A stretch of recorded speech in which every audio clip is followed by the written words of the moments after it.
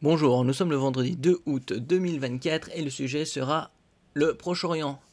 Suite surtout à l'assassinat du numéro 2 du Hezbollah mardi et du numéro 1 du Hamas en Iran ce mercredi.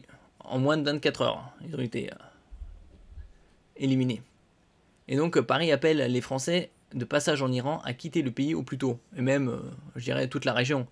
Puisqu'il pourrait y avoir des tensions très importante dans les jours, les semaines à venir, et une possible riposte militaire, peut-être coordonnée, qui sait, avec l'Iran, le Hezbollah, les Houthis, face à Israël. N'oubliez pas de vous abonner pour plus de news nationales, européennes et internationales sur ce monde merveilleux dans lequel nous vivons. Un article écrit par GS avec AFP de la rubrique Monde.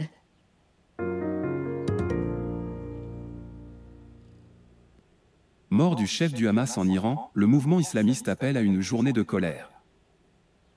La dépouille d'Ismail Haniyeh, tué mercredi à Téhéran dans une frappe imputée à Israël, est arrivée au Qatar, où le chef politique du mouvement palestinien, qui vivait en exil dans ce pays du Golfe, doit être enterré vendredi. Le chef du Hamas, Ismail Haniyeh, assassiné mercredi en Iran après une attaque imputée à Israël, doit être enterré ce vendredi au Qatar, où il vivait en exil, pendant que l'Iran et ses alliés préparent leur riposte.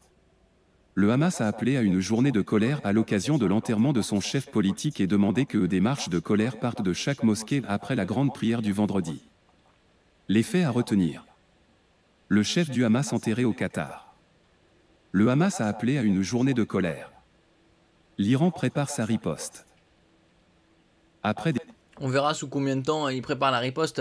Il y a quelques mois de ça, ils avaient envoyé environ 350 missiles, drones sur Israël. Mais Israël avait été prévenu. C'était en réponse face à l'attaque contre le... C'était un consulat à Damas, en Syrie. Un consulat iranien qui avait fait une dizaine de morts environ. Des funérailles officielles, marquées par des appels à la vengeance, qui ont rassemblé des milliers de personnes jeudi à Téhéran. Une cérémonie de prière aura lieu à la mosquée Imam Mohammed Ben Abdel Wahab, la plus grande de la capitale, Doha. Ismail Haniyeh, selon le mouvement islamiste palestinien, doit être enterré dans un cimetière de Lusail, dans le nord de la capitale qatari, avec une participation populaire, ainsi que celle de dirigeants arabes et islamiques.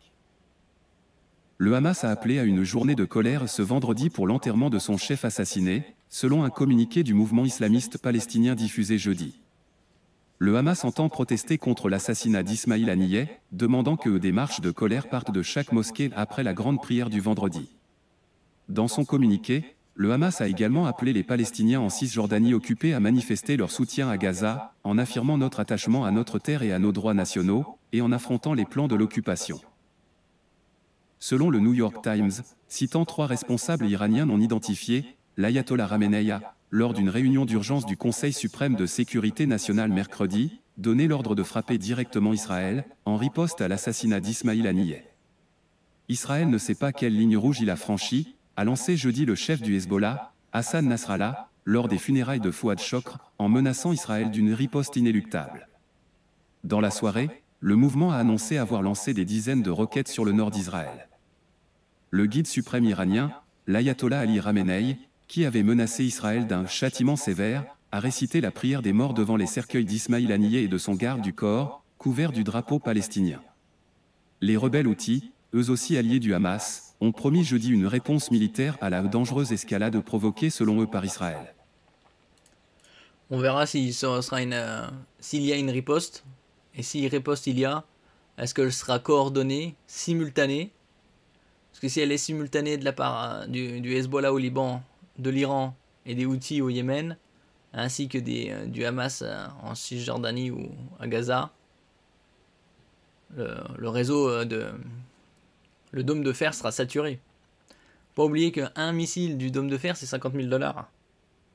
Bon, après, c'est financé par les Américains, donc... Le Premier ministre israélien, Benjamin Netanyahou, a affirmé jeudi qu'Israël était à un niveau très élevé de préparation pour n'importe quel scénario, autant défensif qu'offensif, selon son bureau. Lors d'un entretien téléphonique avec Netanyahou jeudi, le président américain Joe Biden a réaffirmé son engagement pour la sécurité d'Israël contre toutes les menaces de l'Iran, y compris de groupes terroristes qui agissent par procuration comme le Hamas, le Hezbollah et les Houthis du Yémen, a souligné la présidence américaine. Quelques heures plus tard, Joe Biden s'est déclaré très inquiet des tensions au Moyen-Orient et a estimé que l'assassinat du chef du Hamas n'avait pas arrangé la situation.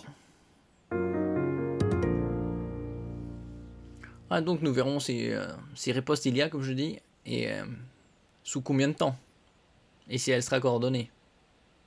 Bah, pour une meilleure réussite pour eux, vaut mieux qu'elle soit coordonnée et simultanée. Merci pour votre écoute, et à la prochaine.